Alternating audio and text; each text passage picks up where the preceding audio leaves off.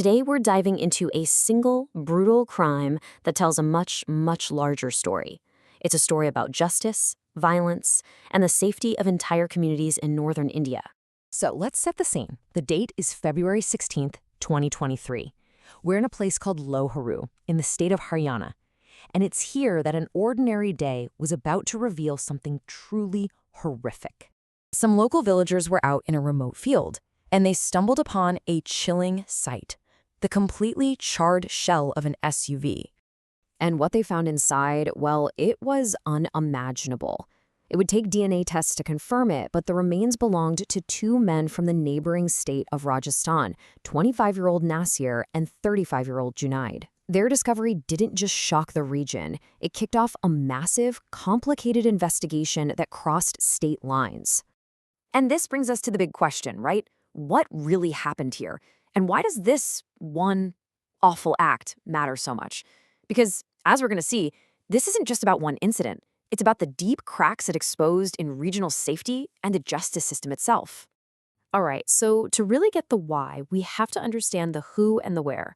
Let's break down the key players and the very volatile environment where this all took place.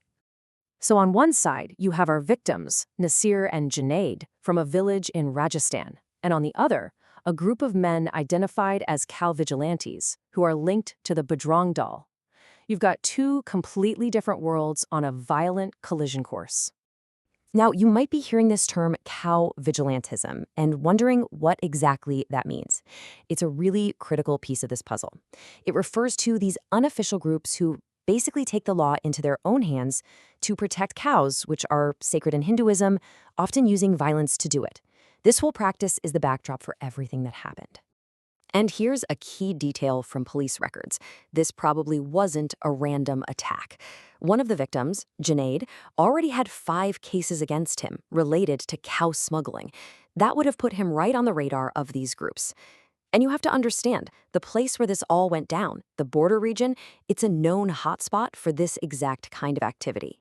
Okay, so let's shift gears and look at the official investigation, because the evidence the police started to uncover paints a picture that is honestly even more disturbing than you can imagine.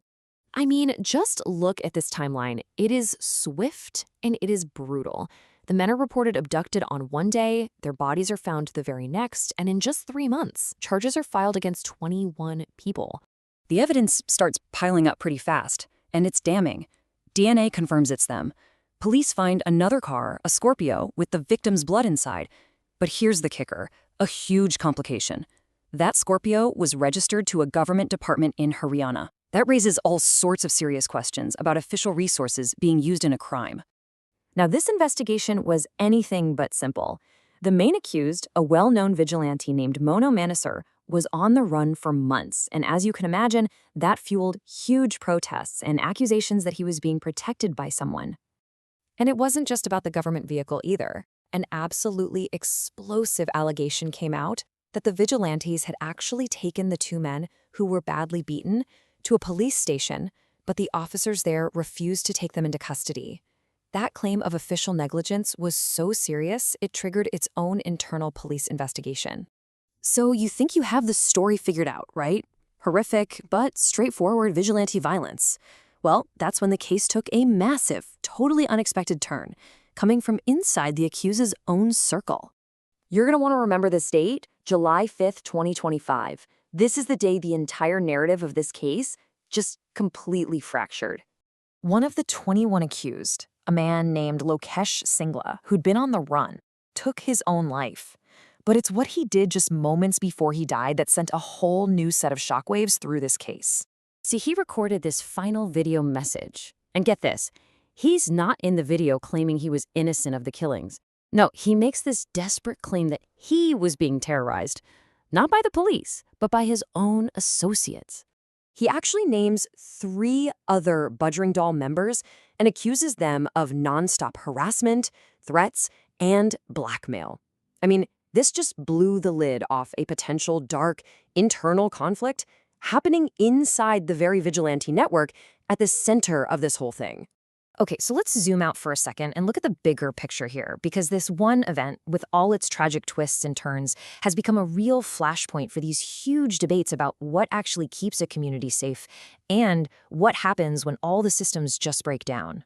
So how does one crime do that? How does it send shockwaves through an entire region? Well, it happens when that crime rips the cover off tensions that were already simmering and exposes a deep breakdown of trust, not just between communities, but trust in the law itself. And the ripple effects? They were huge. The Bhiwani killings basically forced a national conversation about vigilante justice. It showed this wasn't just a one-off thing, but part of a disturbing pattern in that region. And it made people ask some really hard questions about whether these groups are operating with some kind of political cover. And then you have Lokesh Singlaw's suicide, which just adds this absolutely stunning new layer to everything. It suggested that these very networks, the ones who claim they're enforcing some kind of moral order, might be just as full of coercion, threats, and power struggles as anyone else. And really, that's why this case matters so much. It stopped being just a murder case about two men, Nasir and Junaid. It became a symbol for this huge struggle between state-sanctioned justice and vigilante violence, and a major test for the idea of a safe, lawful society. Which leaves all of us with a really tough, lingering question.